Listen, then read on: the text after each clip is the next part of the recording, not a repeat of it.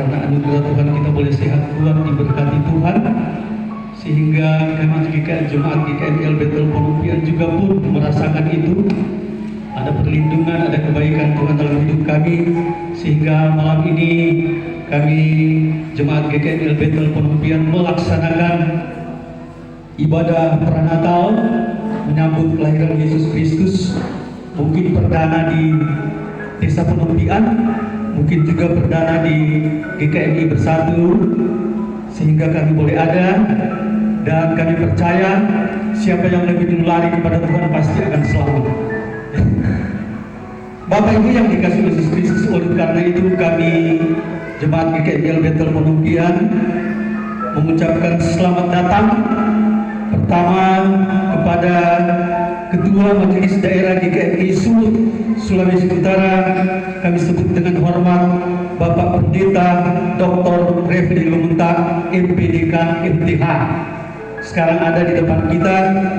Kedua, Ketua 1 GKMI Sulawesi Utara Bapak Pendeta Donald Lubikewas SIP MTH ada juga hadir saat ini. Ketiga, Ketua Wanita dan Ibu GKMI Sulawesi Utara, kami sebut dengan hormat Ibu Pendeta Mige Kindangin SPD STH, hadir juga malam hari ini. Selanjutnya, selamat datang kepada Bapak Sangadi Desa Penumpian, kami sebut dengan hormat Bapak Yoke Modiu SPD, yang saat ini juga sudah hadir.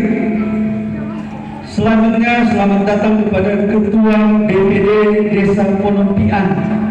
Mungkin terakhir Ketua BPD ini masih lelah-lelah karena baru pulang dari Jawa Timur menghadiri anak mereka wisuda doktor, jadi baru pulang, masih lelah-lelah dari pesawat mungkin. Selamat datang untuk Ketua BPD. Selanjutnya, Ketua Badan Musyawarah Antar Gereja Desa Penumpian Bapak Pendeta Yusuf Pondaang STH, selamat datang, kami lihat sudah ada hadir.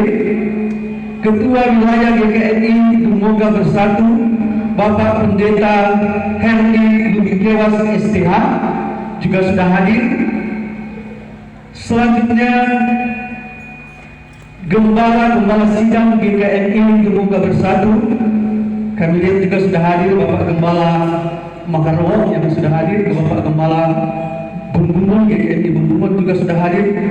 Ketua Rukun Desa Penumpian Bapak Robi Tambariki mungkin masih dalam perjalanan. Seluruh aparat desa yang hadir juga saat ini, Ketua Kepala Dusun 3 Desa Penumpian, keluarga TBC Mayas sudah hadir. Seluruh hamba-hamba Tuhan, seluruh hadirin yang kami tidak dapat sebutkan satu persatu, kami mengucapkan selamat datang dan selamat kita akan mengikuti acara demi acara dalam ibadah pranatal GKMI Betel Penumpian. Terima kasih, Tuhan memberkati.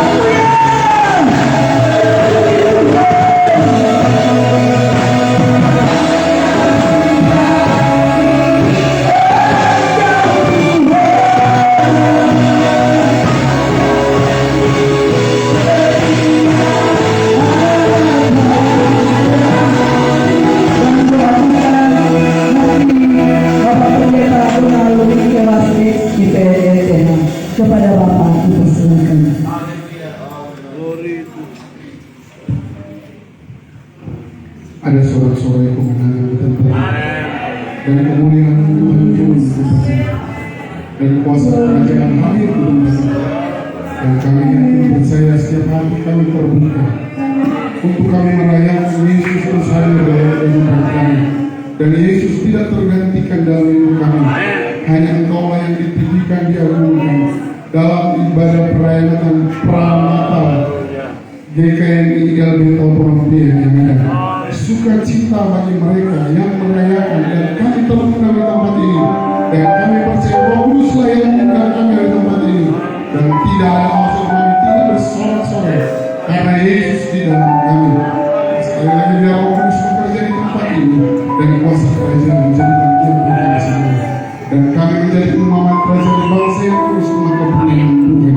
Urapi hamba-hambamu yang terlibat dalam pekerjaan ini dalam nama Tuhan Yesus Kristus dan kami pulang dengan satu sorak-sorai daripada Tuhan Yesus dan kami buka ibadah ini dari awal pertengahan sampai berakhir di dalam nama Bapa, Anak dan Roh Kudus dalam nama Tuhan Yesus Kristus. Haleluya.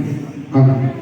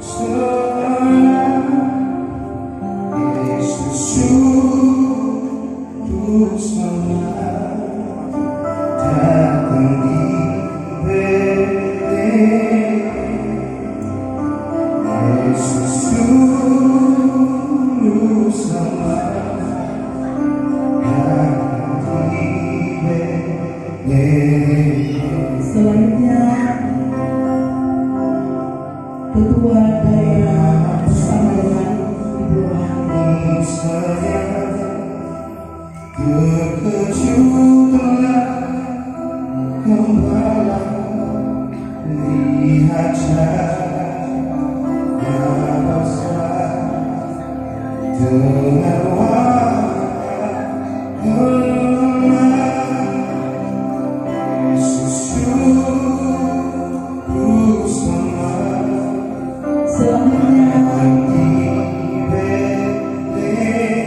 Ketua Wilayah Muhammadiyah bersama Ibu Hani.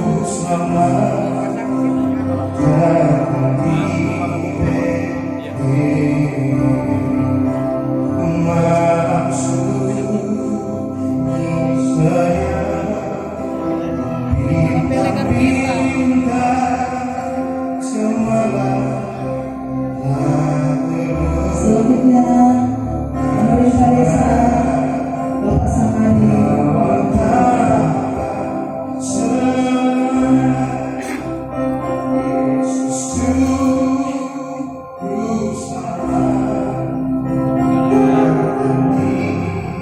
Selanjutnya Ketua BPD. Selanjutnya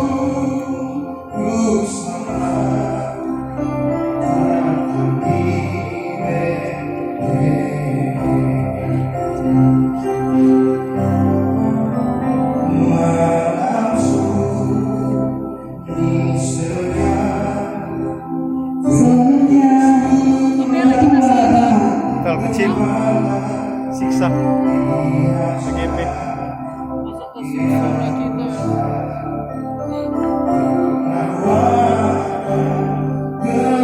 Selanjutnya Gembala dari Pembunuhan.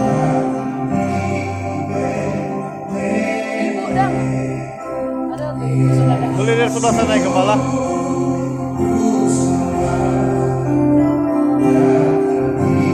Selanjutnya Bapak Kepala Rusun 3.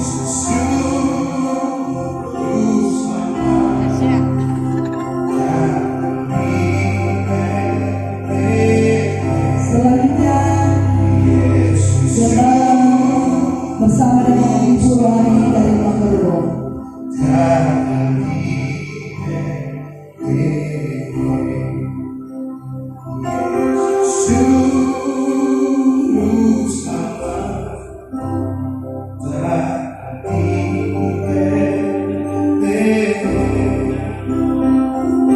Selanjutnya ada Bapak yang sedang pemerintah.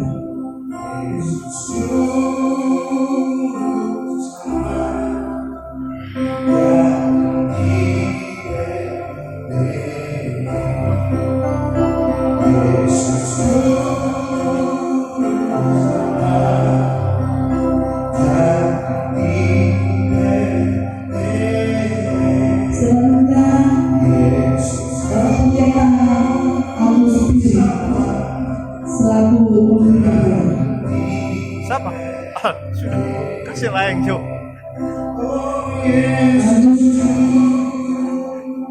Kami petugas jalankan karena memang ada pilihan. Petugas jalankan yang ada di kantong. Ada yang ikut dalam perubahan.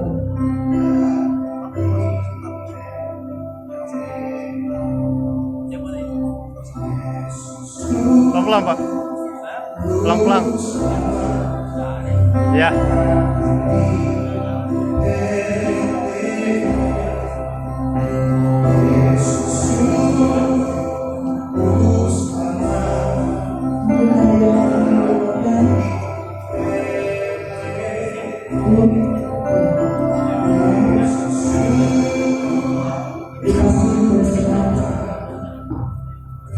Pelan-pelan namanya.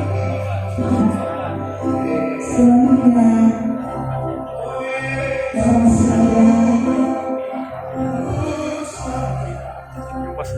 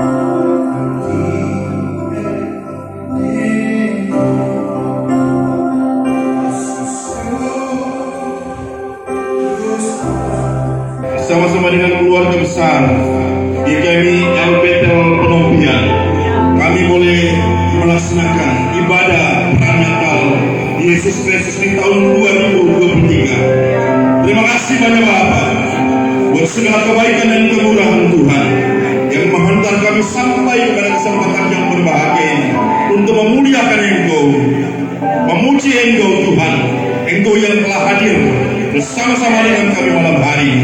Terima kasih banyak Bapa. Hati kami terbuka kepada yang berfirman. Oleh karena itu berbicaralah bagi kami. Urapi kami, urapi hamba-Mu, biar kuasa otoritas sorgawi berkuasa atas hamba-Mu, sehingga malam ini malam yang diberkati Tuhan bagi kami sekalian. Dan pujilah Tuhan, dalam nama Tuhan Yesus kami berdoa dan bersyukur dan terima firman. Haleluya. Amin. Shalom. Salam sejahtera bagi kita semua. Bapak Ibu Saudara yang diberkati Tuhan, saya bersyukur kepada Tuhan. Malam hari ini saya boleh ada di tempat ini bersama-sama dengan keluarga besar GKMI El Bethel Penompian. Terima kasih kepada Bapak Gembala, Ibu Gembala, bahkan majelis jemaat, seluruh jemaat yang boleh memberi waktu dan kesempatan bagi saya untuk bisa melayani pada malam hari ini. Rupa-rupanya ini El Bethel bukan cuma satu hati, tapi El Bethel yang terdepan. Sebab dari GKMI Sulawesi Utara ini yang pertama-tama kali mengadakan Natal Yesus Kristus. Itu sebab saya katakan bukan cuma satu hati yang terdepan. Kalau Honda itu satu hati yang terdepan, tapi El Bethel memang bukan cuma terdepan. Pada waktu sosialisasi program Majelis Daerah beberapa waktu yang lalu, saya dihubungi. Saya pikir tanggal 5 November rupanya. Wilayah menghubungi saya, wilayah Dumoga, tanggal 19 November. Sudah lebih dahulu, tapi ada yang lebih dahulu lagi, tanggal 5 November.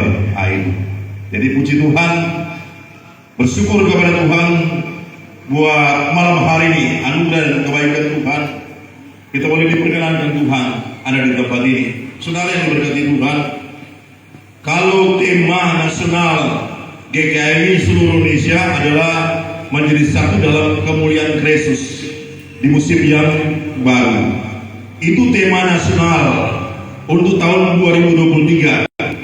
Jadi tema itu juga adalah tema tahunan yang sekalian dengan tema Natal dan terus dipertahankan sampai kepada Natal berikutnya tahun 2024. Jadi itu adalah tema tahunan yang dikeluarkan oleh Majelis Besar.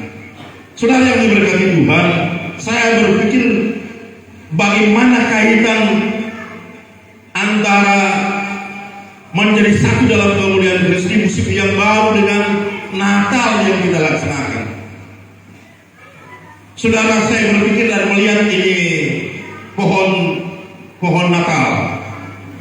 Kenapa pohon Natal itu semua sama dan itu biasanya menggunakan pohon den atau pohon cemara. Dari semua negara menggunakan, dari abad ke-16 telah menggunakan pohon Natal itu pohon den atau pohon cemara. Saya memeriksa saudara, ternyata pohon ini adalah pohon yang tetap hijau sepanjang tahun. Itulah sebabnya diambil pohon den sebagai pohon Natal. Karena pohon ini adalah pohon yang tetap hidup sepanjang tahun. Dia hijau sepanjang tahun. Dan sepanjang tahun itu melewati berbagai musim. Musim apapun dia tetap hijau dari daunnya. Musim kemarau, musim panas, musim gugur, musim dingin dia tetap hijau daunnya. Itu yang menyebabkan sampai gereja mengambil pohon den ini sebagai pohon Natal. Karena dia tetap hijau. Dalam Alkitab kan ditulis Mazmur 92, orang-orang yang tertanam di bait Tuhan akan bertunas di pelataran Allah, dan sampai tua dia tetap gemuk dan segar. Dia tetap gemuk dan segar. Cuma untuk wilayah dari tahun ke tahun saya lihat seperti itu saja, gemuknya seperti itu. Orang yang tertanam di bait Tuhan itu tetap segar, artinya tetap daunnya hijau kalau diibaratkan seperti pohon Natal ini. Puji Tuhan. Mari, ini sekedar dahuluan saya jemput kita berdiri. Saya mengajak kita buka di dalam Injil Lukas pasal 2. Kita akan baca ini ayat yang cukup panjang tentang kelahiran Yesus. Ayat pertama dan seterusnya. Saudara baca saja, sama-sama kita baca ayat pertama dan saudara duduk. Kelahiran Yesus. Pada waktu itu Kaisar Agustus mengeluarkan suatu perintah, menyuruh mendaftarkan semua orang di seluruh dunia. Silakan Bapak Ibu duduk. Inilah pendaftaran yang pertama kali diadakan sewaktu Quirinius menjadi wali negeri di Syria. Maka pergilah semua orang mendaftarkan diri masing-masing di kotanya sendiri. Demikian juga Yusuf pergi dari kota Nazaret di Galilea ke Yudea, ke kota Daud yang bernama Bethlehem, karena ia berasal dari keluarga Daud dan keturunan Daud, supaya didaftarkan bersama-sama dengan Maria tunangannya yang sedang mengandung. Ketika mereka di situ tiba waktunya bagi Maria untuk bersalin, dan ia melahirkan seorang anak laki-laki, anaknya yang sulung. Lalu dibungkusnya dengan lampin dan dibaringkannya di dalam palungan, karena tidak ada tempat bagi mereka di rumah penginapan. Gembala-gembala di daerah itu ada gembala-gembala yang tinggal di padang menjaga kawanan ternak mereka pada waktu malam. Tiba-tiba berdirilah seorang malaikat Tuhan dekat mereka, dan kemudian Tuhan bersinar meliputi mereka, dan mereka sangat ketakutan. Lalu kata malaikat itu kepada mereka, "Jangan takut, sebab sesungguhnya aku memberitakan kepadamu kesukaan besar untuk seluruh bangsa. Hari ini telah lahir bagimu juru selamat, yaitu Kristus Tuhan di kota Daud. Dan inilah tandanya bagimu, kamu akan menjumpai seorang bayi dibungkus dengan lampin dan terbaring di dalam palungan." Dan tiba-tiba tampaklah bersama-sama dengan malaikat itu sejumlah besar bala tentara surga yang memuji Allah, katanya, "Kemuliaan bagi Allah di tempat yang maha tinggi, dan namanya sejahtera di bumi di antara manusia yang berkenan kepadanya."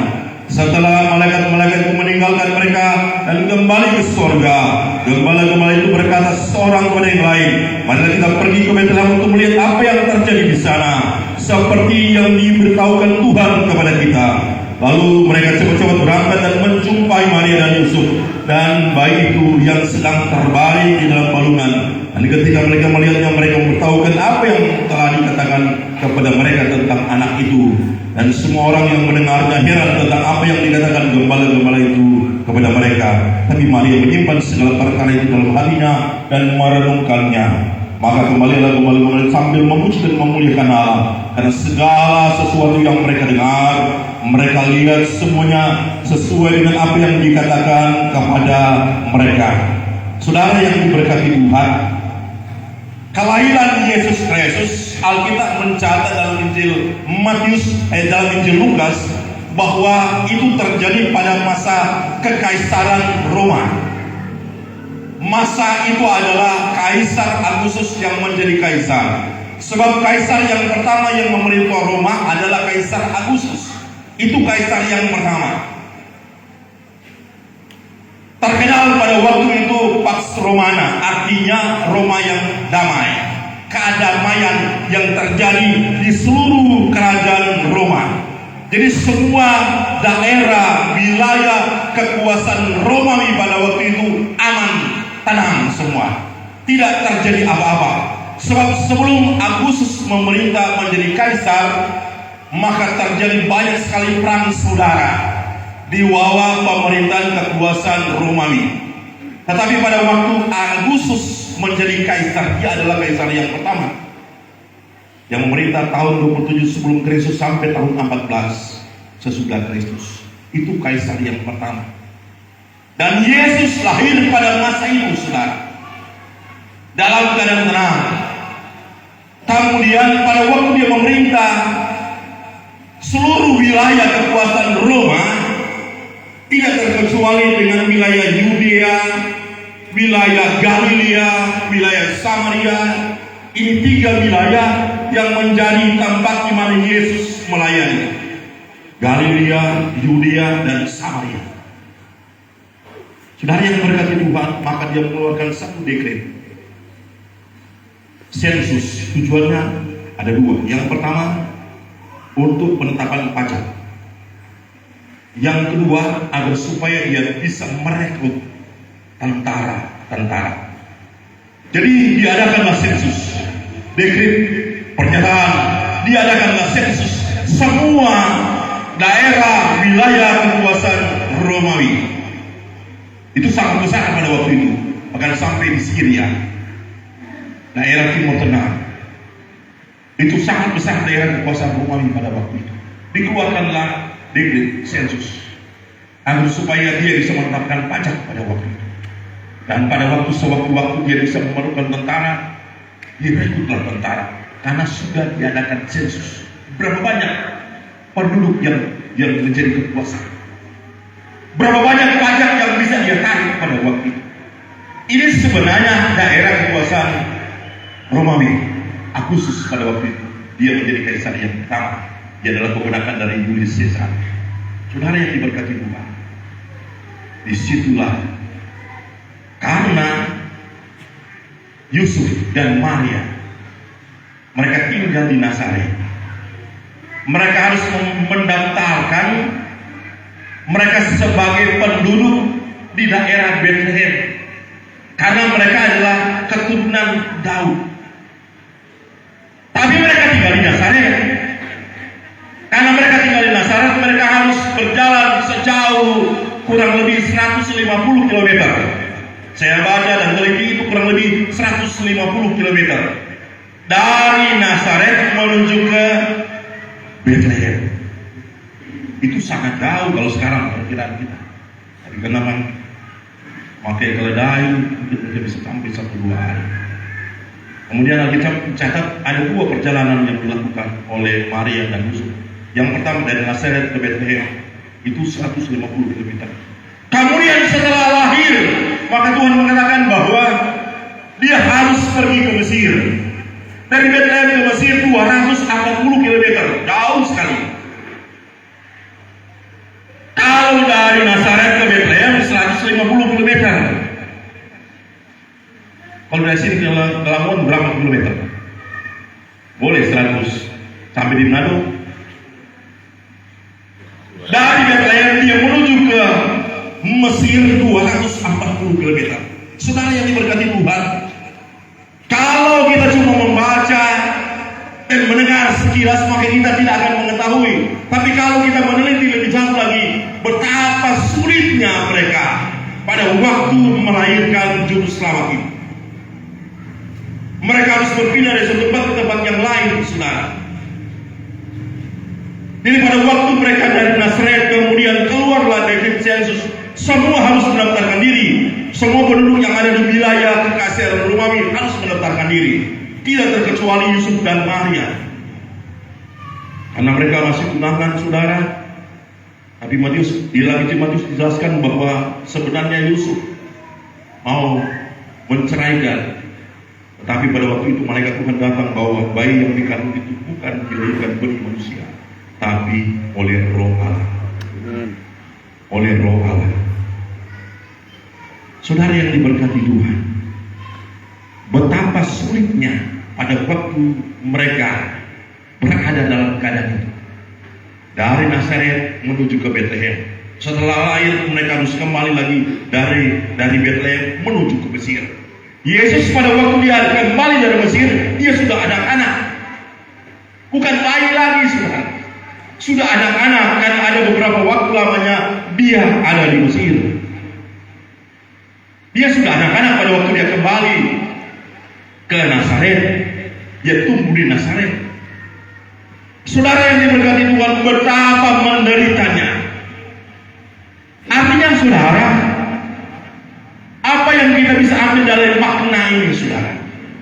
Kelahiran Kristus dalam kehidupan kita sehari-hari. Injil Yohanes bicara bahwa dia datang untuk apa? Memberi hidup bagi kita.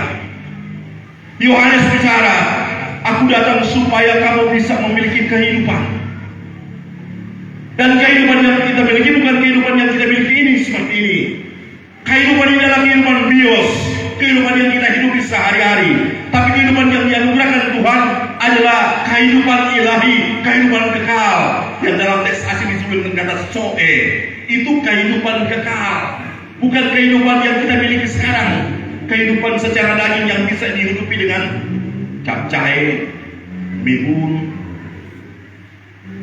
babi bulu. Ini kita bisa hidup, ini tubuh ini bisa hidup. Ini bisa hidup karena makanan, nutrisi yang kita makan. Tapi ada satu kehidupan yang lain yang Tuhan datang memberi kepada kita. Yesus lahir untuk itu sebenarnya. Tidak ada yang lain. Dia ada di dalam dunia ini cuma satu, memberikan kehidupan kepada kita. Sebab tanpa Yesus kita mati. Tanpa Yesus nol sama hidup ini. Kita memiliki semuanya, tapi tanpa dia tidak ada artinya kehidupan. Sebab dia datang memberi hidup bagi kita. Dan hidup yang dia beri adalah hidup yang berkelimpahan. Kita cukup dalam segala sesuatu, saudara. Artinya Tuhan tidak pernah meninggalkan kita.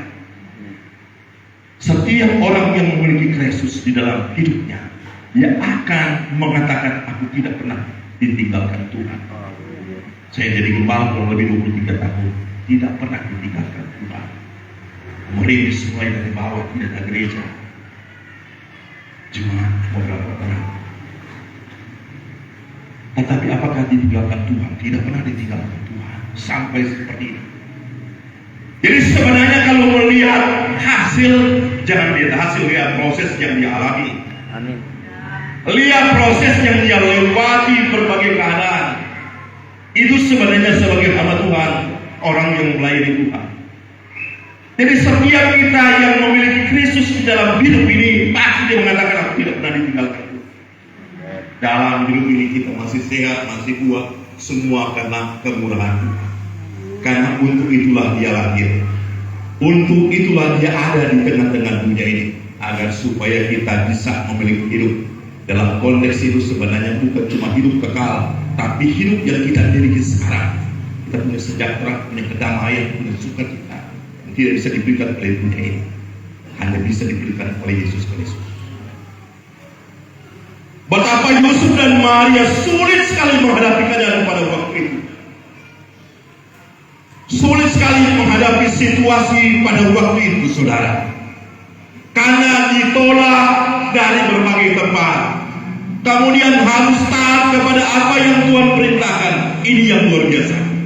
Sekalipun mereka harus menempuh perjalanan yang sangat jauh, tapi ketaatan mereka kepada perintah Tuhan itu yang luar biasa. Mereka taat.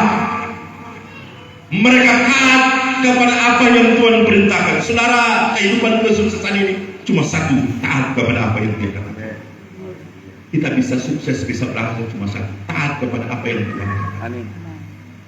Melewati tantangan, Yusuf harus berpindah dari satu tempat ke tempat yang lain. Bukan dekat itu, dari Bethlehem, dari Nazaret ke Bethlehem, dari Bethlehem ke Mesir, itu bukan jarak yang dekat, itu jauh sekali, sangat jauh. Tetapi itulah misi yang harus mereka emban. Karena di dalam diri Maria ada juru selamat. Itu diketahui oleh Yusuf. Dia akan disebut juru selamat, anak-anak yang mengabdi. Karena dia tidak dikandung dari Roman, dari benih manusia. Itu sebabnya dia akan disebut sebagai anak Allah dan anak manusia. Yesus 100% manusia, tapi di sisi lain dia 100% Allah. Karena dia lahir dari kandungan manusia, tetapi bukan benih manusia, tetapi benih Roh Allah. Itu sebabnya dikatakan sebagai anak manusia dan sebagai anak Allah, karena Roh Allah yang menyebabkan dia bisa lahir. Dan dia lahir dari kandungan manusia. Dia lahir seperti manusia normal, 9 bulan 10 hari. Dia lahir seperti manusia biasa, tetapi tanpa dosa. Tidak ada natur dosa dalam kehidupan Yesus. Kita semua ada natur dosa, saudara. Ada sifat untuk bisa melakukan kesalahan, ada dosa karena dosa yang diturunkan dari Adam, sehingga kita punya natur dosa. Tapi Yesus tidak ada natur dosa. Oleh karena itu dia layak menjadi mediasi perantara antara Allah dan manusia, karena dia bukan manusia berdosa. Tidak ada natur dosa dalam kehidupannya, sekalipun dia dilahirkan dari rahim seorang manusia, tetapi dia bukan dari benih manusia, benih Allah yang ada dalam diri. Itulah sebabnya saudara, tidak ada jalan lain untuk kita sampai kepada selain Yesus Kristus. Dalam kehidupan ini kita bisa berhasil dan bisa buat cuma karena dia ada di sini. Ada di sini saudara, dan saya mengalami bertahun-tahun berjalan bersama dengan Tuhan. Yesuslah itu kekuatan, kemenangan. Tidak ada yang lain, saudara. Kemudian seterusnya dikatakan bahwa inilah pendaftaran pertama kali dia akan sewaktu Kristus menjadi wali negeri. Maka pergi semua orang mendaftarkan diri masing-masing di kotanya. Demikian juga Yusuf pergi ke kota Nazaret Galilea di Yudea, kota Daud yang bernama Bethlehem, karena ia berasal dari keturunan Daud, supaya didaftarkan bersama-sama dengan Maria tunangan yang sedang mengandung. Ketika mereka tiba di situ, waktu Maria untuk disalib. Pada waktu itu waktunya sudah waktunya dia untuk bisa melahirkan. Dan ia melahirkan seorang anak laki-laki, lalu dibungkus dengan lampin. Saudara, Injil Matius pasal 2 itu erat kaitannya, Injil Lukas pasal 2 dengan Injil Lukas pasal 22 itu kaitan. Kelahiran Kristus dan kematian Kristus itu tidak bisa dipisahkan. Dia lahir agar supaya dia bisa mati di atas bukit Golgota, karena di sana dia bisa menebus manusia. Jadi kelahiran dan kematian yang di atas bukit Golgota itu tidak bisa dipisahkan, saudara. Itu tidak bisa dipisahkan. Dia dibungkus dengan kain lampin. Dalam teks aslinya sebenarnya itu berbicara tentang kain khusus pembungkus bayi. Jadi pada waktu kain lampin dibungkus pada bayi yang baru dilahirkan, maka bayi itu akan merasakan sama dengan pada waktu dia ada di dalam kandungan ibunya. Jadi pada waktu dia dibungkus dengan kain lampin, perasaannya sama dengan pada waktu dia ada di dalam kandungan ibunya. Ada rasa aman, ada rasa tenang. Itu maksudnya saudara, ditulis dia dibungkus dengan kain lampin. Saya baca dan teliti bahwa kain ini berguna, bermanfaat agar supaya pada waktu bayi itu dibungkus dengan kain lampin ini, maka perasaan bayi ini sama dengan pada waktu dia ada di dalam kandungan ibunya. Itu luar biasa. Sehingga Yesus, sekalipun dia juru selamat, tapi dia manusia.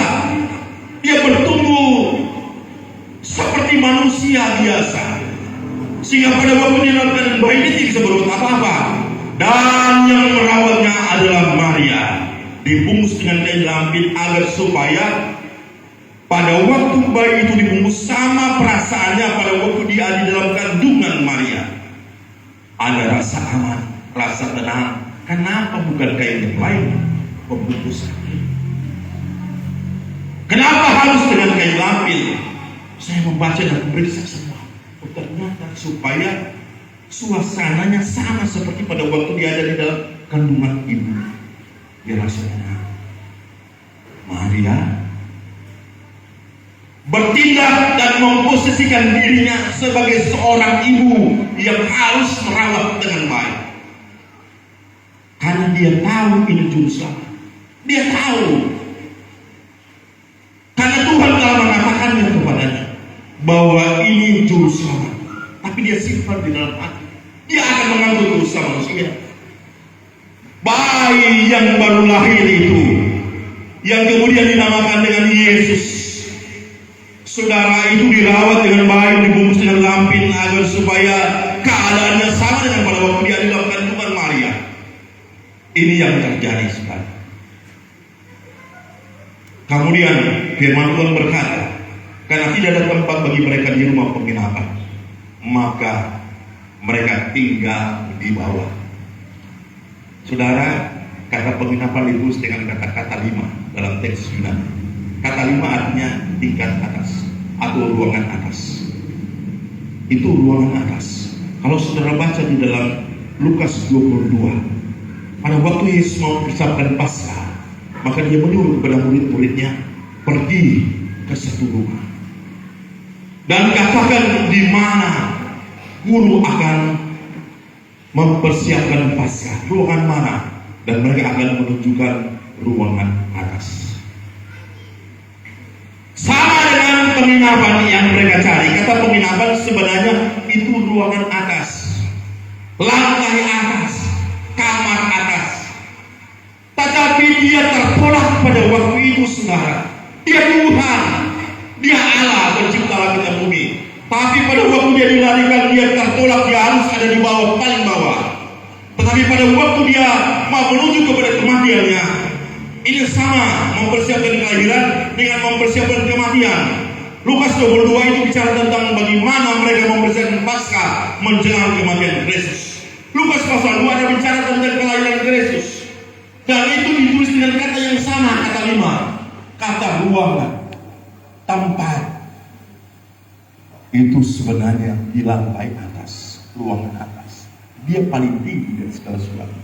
Jadi dibicara kepadanya, dia anugerahkan nama di atas segala nama. Tidak ada nama yang lain yang lebih tinggi dari dia. Dan semua lutut akan berteluh di bawahnya, sebab dia yang paling tinggi. Tapi pada waktu dia lahir, dia harus paling rendah sekali. Dia harus ada di bawah. Harusnya dia ada di ruangan paling atas.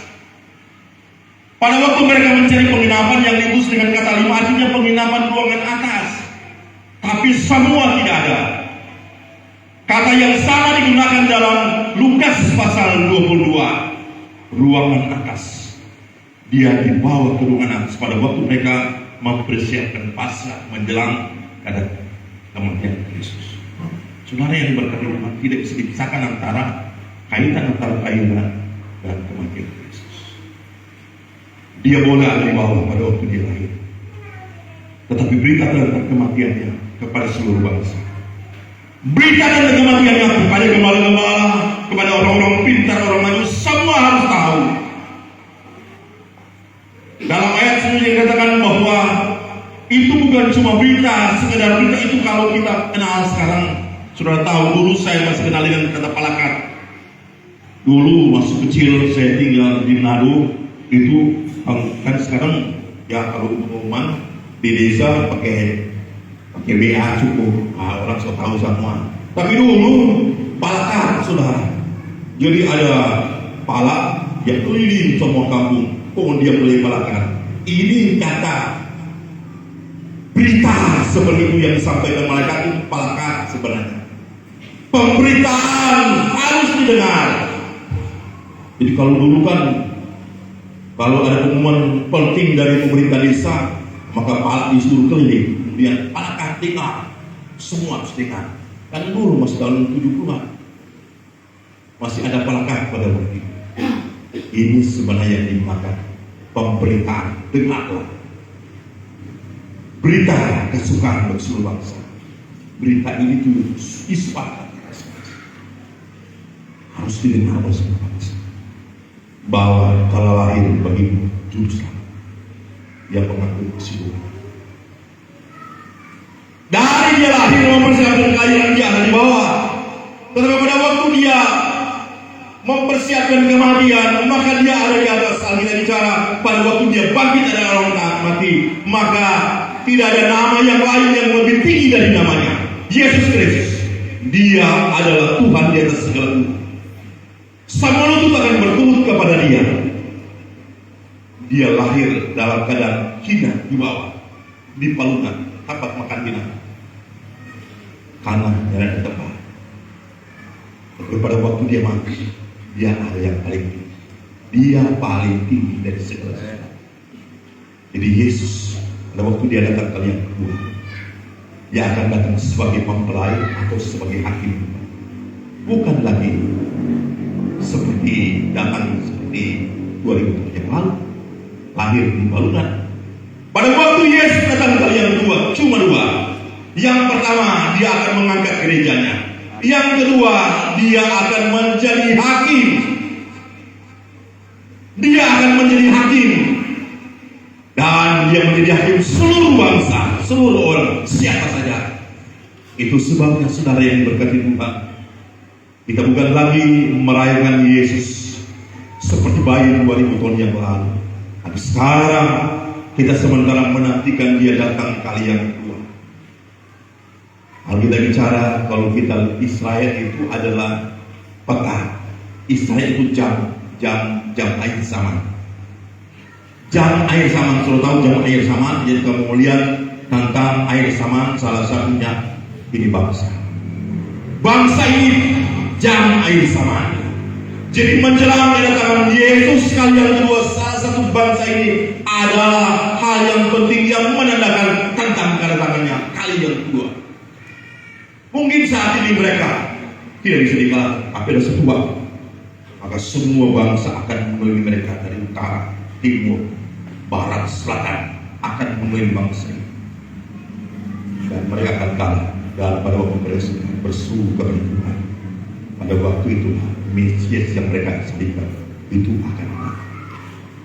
Itu yang terjadi. Jangan kita terlalu menganggap enteng hal-hal yang terjadi hari ini.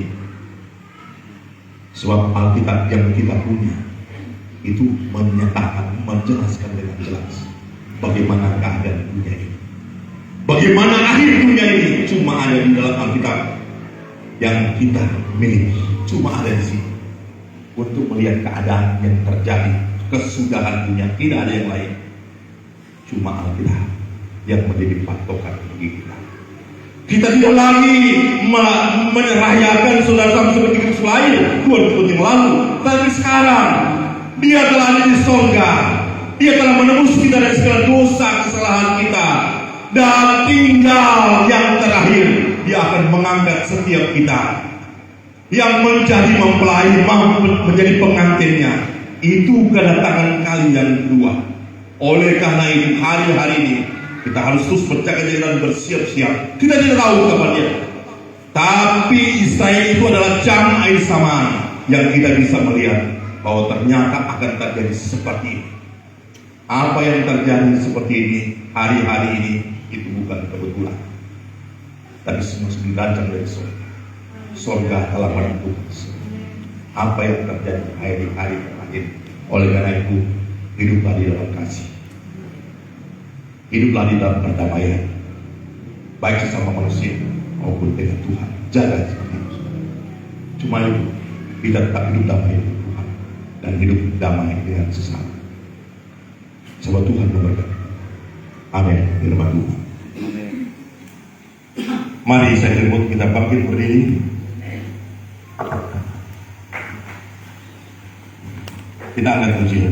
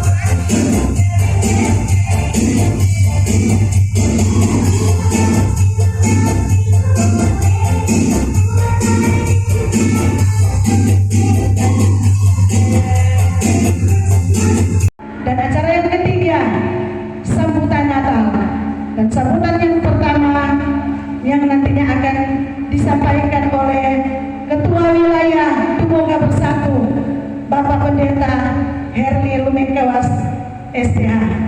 Dan sambutan yang kedua oleh pemerintah desa yang nantinya akan disampaikan oleh Bapak Sanadi Ponumpian, Bapak Yogo Moniung SPD. Dan sambutan yang ketiga oleh Ketua Bamak Desa Ponumpian. Dan yang keempat, pemberian bingkisan Natal dari Jemaat GKMI Betel Ponumpian. Dan yang kelima, ucapan terima kasih yang nantinya akan disampaikan oleh Ketua Panitia Pranatal GKMI Betel Ponumpian. Dan yang selanjutnya Ramadama, dan yang ketujuh selesai. Shalom. Shalom. Haleluya. Yang saya hormati Ketua Majelis Daerah GKMI Sulawesi Utara, Bapak Pendeta Dr. Refli Menta, Master Pendidikan Mr. Teologi, Ketua 1 GKMI Bapak Pendeta Donald Lumengkewas SIP MTH, Ketua Wanita GKMI Sulawesi Utara Ibu Pendeta Iske Intangen SPD STH, Pak Sanadi, Bapak Yogo Moniung SPD. Yang saya hormati Bapak Albert, kami ulangi, Ketua BPD Desa Penumpian Bapak Albert Yogois. Ini saya kemarin bincang ini. Yang saya hormati Ketua Bamak Desa Penumpian Bapak Pendeta Yusuf Pondang STH. Yang saya hormati, saya nama ini, saya lewat. Ketua Desa Penumpian Bapak Robi Tambari. Oh, kita tak kenal Bapak Tambari, keluarga, haleluya, si setia. Aparat desa, perangkat kerja Desa Penumpian yang saya hormati, dan juga saya hormati Kepala Sidang setempat Bapak Pendeta Belmar Kumawentang selaku Kepala Sidang, dan juga Ketua Biro Pengujian. Puji Tuhan, tanggal 23 berangkat ke Sangir, haleluya, mendampingi Ketua untuk ada pranatal di sana, sekaligus ada penyampaian program dari majelis daerah. Di Tuhan, semua orang sehat-sehat semua, apalagi orang sudah disirami dengan kebenaran firman Tuhan.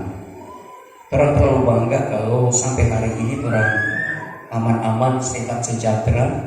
Ini semua kemurahan Tuhan.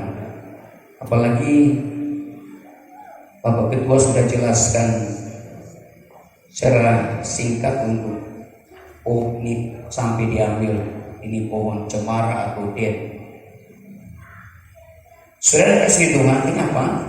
Ada sisi lain yang saya ambil bahwa ini juga membicarakan bagaimana saudara dan saya bertahan di setiap musim.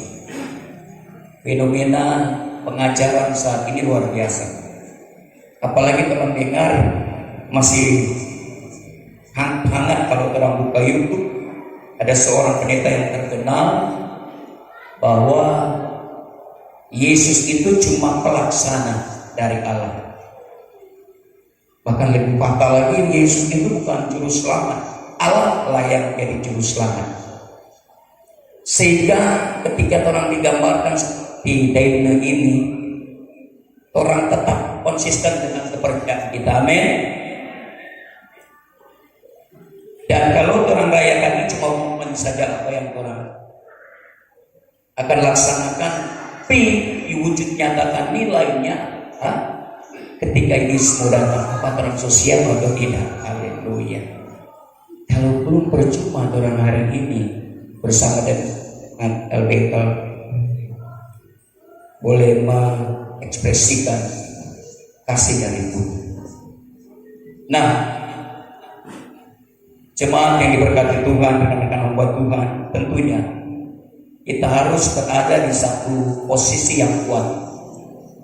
Apalagi yang sudah disampaikan tadi Pak Pendeta bahwa Timur Tengah Israel menjadi jam titiknya dunia. Itu saya sangat setuju sekali. Sebab itu juga yang saya sampaikan. Dan bagaimana kita akan menyikapi itu sebagai gereja Tuhan yang telah ditebus. Sehingga saya punya satu prinsip dalam hidup, di mana saya jarak di sana saya menjadi berkat. Di mana saya berpijak, di sana saya diberkati Tuhan. Amin. Boleh tepuk tangan Tuhan Yesus. Artinya warga gereja mampu menjadi saksi.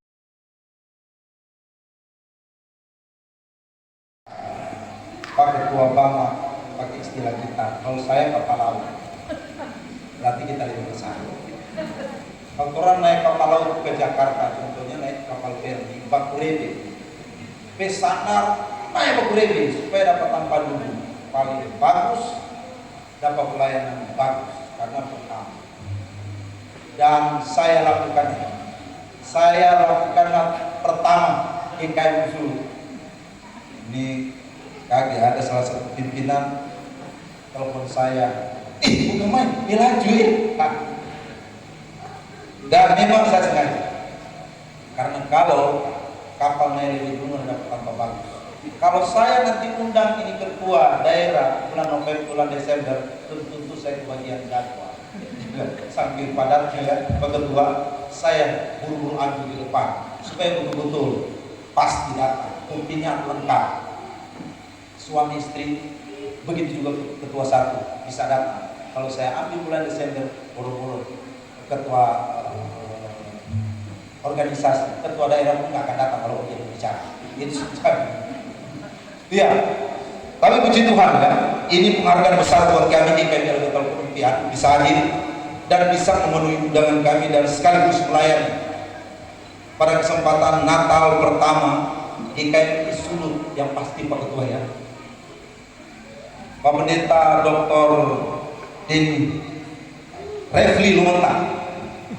Karena beberapa waktu yang lalu Pak Denny bayar di sini. Ada. Pendeta Dr. Refli Lumentak MPDK MPH. Tahun 91 beliau ada guru sekolah Alkitab kami. Saya masih ingat Pak-nya Pak Pendidikan Agama Kristen. Saya dengan pendeta Bumbumon. Ciri khasnya jas hitam. Sampai sekarang masih jas hitam. Tapi bukan itu tuh, bukan ini jas tahun 91 punya yang pastinya lain. Terbaru gitu. Beliau sudah pengajar Pak-nya Pendidikan Agama Kristen tahun 91. Dan memang kesaksian tadi betul-betul nyata. Beliau seorang pelayan Tuhan yang luar biasa dan sekarang posisinya sebagai ketua majelis daerah GKM Sulu. Juga ketua GKM Sulu sama saya. Ibu pendeta sebagai istri ya, ketua kaum ibu GKM Sulu, Ibu Pendeta